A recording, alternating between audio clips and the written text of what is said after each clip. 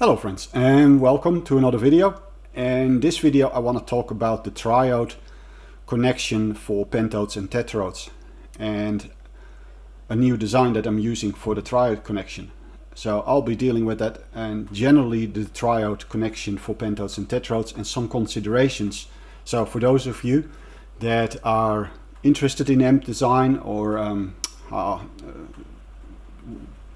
want to hear a bit more in depth about the triode connection, this is the video for you. And it might just add a couple of knowledge tidbits, but I also made a change to how my amp works. So this is the driver stage in my amp, and which is a directly heated pentode wired up as a triode, and the output stage is a differential one.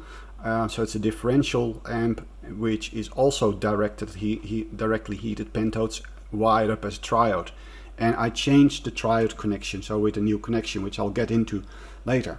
So separately I'll post two music clips so you can also compare it with earlier clips so you can hear what this change has done.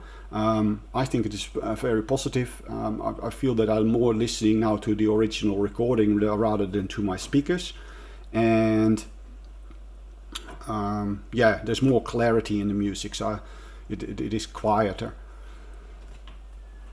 So yeah, I quite like that change. So let's get into the whole triode connection for pentodes and triodes. Now to start out with this, let's have a look. Let's focus. So there we go. The triode. So here we got the triode set up. And let's just have a look. So we've got the anode or the plate, and I'll use those terms, I'll mix them up, sorry about that. And here we've got the cathode and we've got the grid. So if we then look at the electrical field, you'll see that between the cathode and the anode you got the voltage, so that will be the electrical field strength. It looks like that. And basically, of course, the grid modulates it and has the largest influence of the amount of electrons.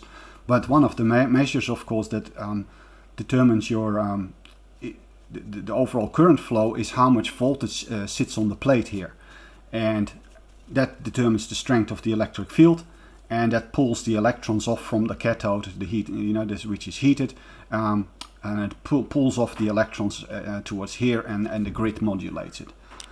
Now, when we connect up a tetrode or a pentode as a triode, what is happening? What we do in that regard, we connect up the screen or the grid number 2, and we connect it up to the plate voltage. So these two are much of the same on the same voltage now, and usually what you see in a lot of standard schematics is that they put a 100 ohm resistor here. That is sort of seems to be a standard practice, and what that does is just prevent any oscillations in this circuit. However, what is now happening with, and by the way, if you have a pentode, of course there's a suppressor grid now in between there, which is often connected to the cathode. So this is then how the electrical field looks like.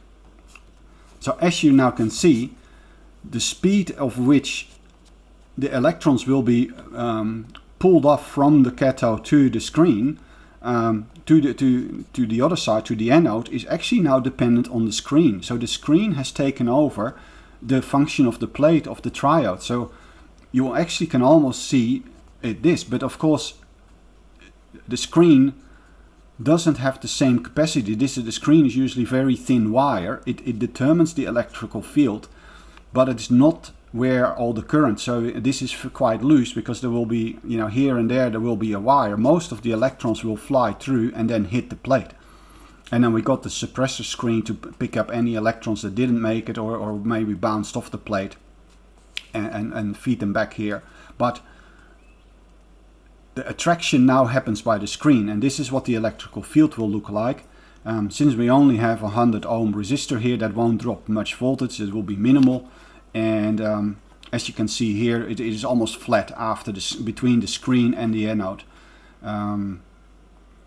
And you can get some other, I forgot the name what it is, but if the anode actually had a lower voltage, apparently some weird oscillations can happen. I forgot what the name of those oscillations are, but that can happen. So, but generally it will look like this with a triode connection. And it doesn't matter whether it's a tetrode or a pentode. Now, I actually, as a standard practice, use a bit more, so I use 680 ohms.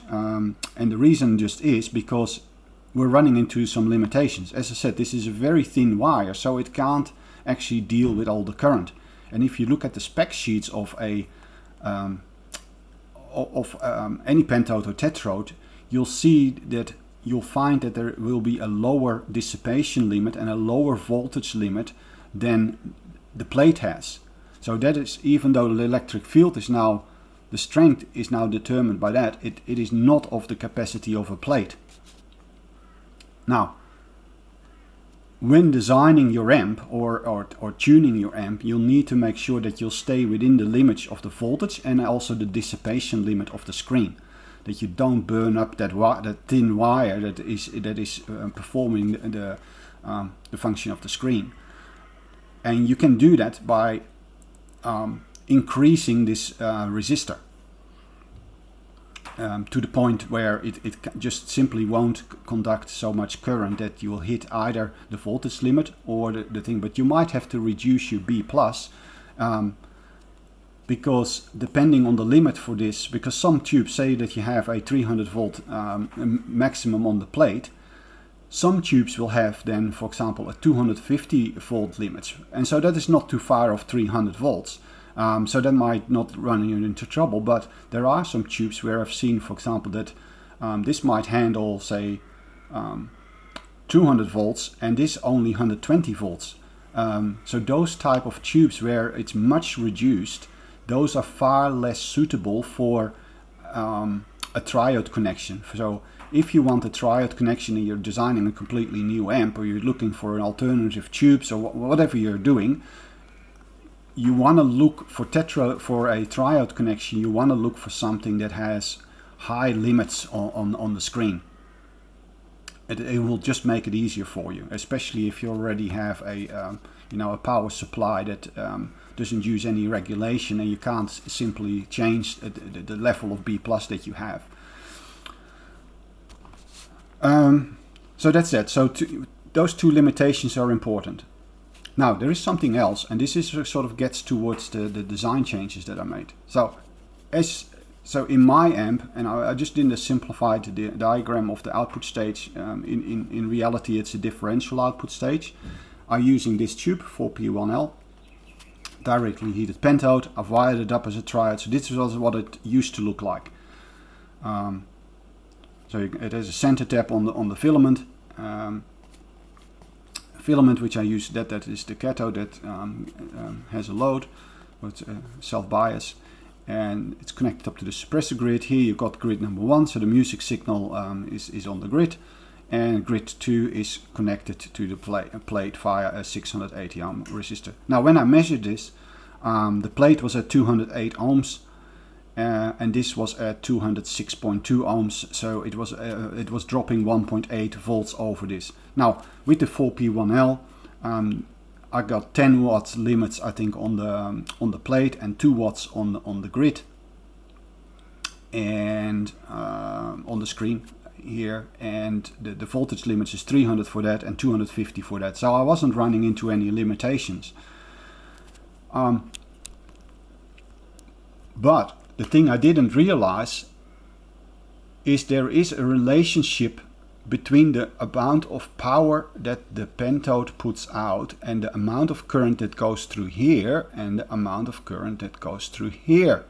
Now, nobody ever tells you that when you do this, that relationship is actually not linear.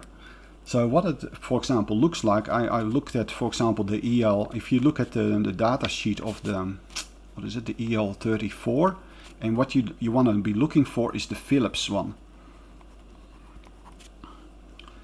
And it has some graphs of how, as the power increases, so say the wattage increases, and here you've got the grid 2, so the screen, the current that runs to the screen as a percentage that graph looked something like this. It can look all kinds of things, but it's seldomly linear. And what you saw with it is that as the power output increases, the screen started conducting more and more current relatively to the plate. And that by itself introduces a non-linearity in this whole circuit, because this starts conducting more current, so you might also run into some kind of limit that you're not expecting, because as the power output increases, this increases more. So it could be that it's part of the signal, part of the signal and part of the throughput actually runs into the limitations.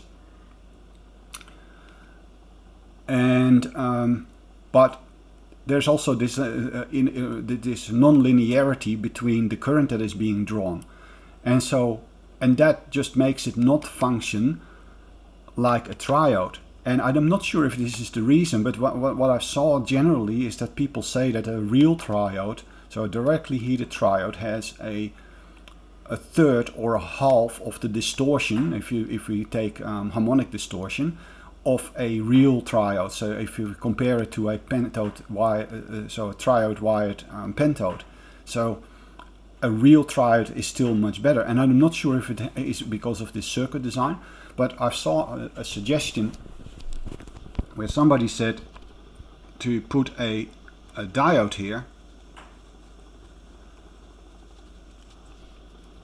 so that the electrons can still flow this way and that way, but the electrons can't actually go this way and do some oscillation or have an interaction with the plate anymore. So the diode would prevent it. Now what I did is I actually used this setup, but I went a bit further, because that person claimed that this would take it out of the AC circuit, and I'm not so sure about that it actually does. That was the claim. That adding this diode, and I use this one, by the way, I use the Scotty diode, D12 S60, so it's a 600 volt 12 amp diode. I think the forward voltage is 0.4 volt or so. And he claimed that as part of the DC it would still flow, the DC current, but the AC, which is generated here and then of course comes out there, that signal would actually no longer use the screen route, but only use the plate route. Now, as said, I don't have enough knowledge actually, or measurement. I haven't just yet measured this on a scope or so to have a look if that is indeed the case, but what I can tell you is just that I tried this. Now, one of the things that of course happens, but I actually went further, so I changed this also by a 20k resistor now. And I put, as said, I also put the Scotty diode in. So what I'm doing here is really making sure that, first of all, I'm also dropping a decent amount of voltage now over this resistor. So what that is doing now is that in my new setup, the screen is again 208 volts. So same as the plate was before, but now, because of the 20k resistor, the field this will run quite a bit more linearly, because this one is now at 245 volts and the screen is at 208 volts. So the same as I had it before, or approximately nearly exactly the same. So the speed of the attraction of the electrons and the current, the quiescent current, is still the same. But now I've got a higher voltage on the plate. And plus I've taken out all the current will now no longer run through the screen. I'm really using it far more as a triode, because all the current will be using this, and it will use the transfer characteristics of this, and it's no longer power dependent, where as the power increased, I get a variable use of which path the AC signal will travel. So that is my solution. And let's just have a look at the talking points that I had here. Voltage limit, dissipation limit, screen current linearity, and the alternative connection. Yes, so The only thing is number 5 is really how that sounded. And as I started this conversation out with, so what I think it did is increase the clarity, intelligibility of the music. And I've felt now, and I've had it now for 4 days, but I feel that I'm more listening not to the speaker anymore or to reproduce music. It is just less. And I must say, not with digital, with digital sources it varies still, because anyway, that's a different story altogether. But I feel less and less that it feels, and even Jodie, my partner, so she commented on it as well, that this it was impressive how real it now sometimes sounds. So I'll have to eliminate this at a point and just really do a bit more research. But as usual, I'm just sharing what I'm actually experimenting. If you can change your B plus quite easily, this is a very easy change to make. You can just put this one in. The increasing of this is only if you can actually easily increase your B plus, so which I can, because I use regulated voltage. But not every amp design you can do that so easily. So this might as well contribute at a more nicer flow of the electrons throughout and make it far more similar to a triode. Anyway, that's an idea. I hope you find that interesting. I'll report back once I do some more experiments and eliminate, for example, bypass this, and then see what happens, what the sound quality, where it really comes from. But I'll have, as usual, what I do is I live with it at least for like a week or 1.5 with a change. So I truly get the nature and also see how I react instantly or intuitively to the music, having it longer time, because to me that's the only way I can actually judge a stereo system. But yeah, all in all, I feel it has it is quite nice to far more listen to the recording than to facets of the system itself. So I think it's heading in the right direction. Anyway, that will be enough. I hope you enjoyed this content. It's a bit more technical. Thank you for listening all the way through. Yes, I will wish you a great day and a great holidays if you're lucky to have those. And yes, I wish you well, and I'll hope to catch you in the next video. Until then, bye bye.